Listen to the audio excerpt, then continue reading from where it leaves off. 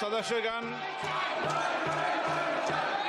मैं आपसे आग्रह करता हूं, संसद हमारी गौरवशाली लोकतंत्र की सर्वोच्च संस्था है। मेरा आपसे आग्रह रहता है कि संसद और संसद परिसर के अंदर अपना व्यवहार, अपना आचरण, अपनी कार्य पद्धति मर्यादित होना चाहिए।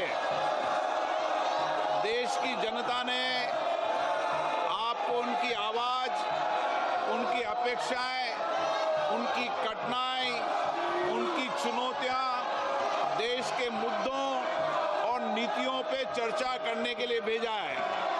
आपका जो आचरण है, जो व्यवहार है, वो सड़कों का आचरण व्यवहार आप संसद में कर रहे हैं। ये देश देख रहा है। आप जिस राजनीतिक दल के लोग हैं, मैं उन नेताओं से भी कहना चाहता हूं कि देश आपके सदस्यों के आचरण व्यवहार को देख रहा है, उनकी कार्य पद्धति, उनके व्यवहार को देख रहा है। मैं पुनः कहना चाहता हूं, सदन में तख्तियां लेकर आने वालों पर मुझे निर्णायक कार्रवाई करनी पड़ेगी। आप जाइए, सदन में बैठिए, मुद्दों पर चर्चा करिए, प्रश्नकाल पर, हर मुद्दों पर, हर विषय पर नियम प्रक्रियाओं के तहत आपको चर्चा और संवाद करने का पर्याप्त अवसर दिया जाएगा। माननीय हो आप, माननीय जैसा व्यवहार करो। जाइए अपनी सीट पर। सदन की कार्रवाई आज 12 बजे तक के लिए स्थगित की जाती है।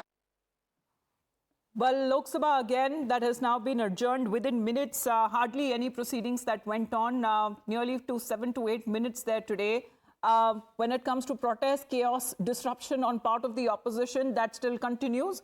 Meanwhile, as we speak of the Rajya Sabha, the Lok Sabha that has now been adjourned till 12 noon. However, there has been protest that has now been taking place. Once again, the advisory, the warning that has been issued by the Speaker Om Birla himself, and Rajya Sabha too has now been adjourned. Well, as far as both of the houses that have now been adjourned, mainly 7 to 8 minutes as far as when it comes to the proceedings are concerned. As you can see, the placards, the posters that have been raised by the opposition, the Speaker issuing a warning saying that there would be an attempt as far as when it comes to breach now in parliamentary affairs is now concerned, and this will not be allowed, and action would be initiated against respective MPs coming in from the opposition parties at a certain decorum that needs to be maintained. And the government has said that they will allow debate and discussion on any issue that the opposition wants. But it seems that the opposition has come with a pre-planned motive and an attempt to disrupt when it comes to the House proceedings are concerned.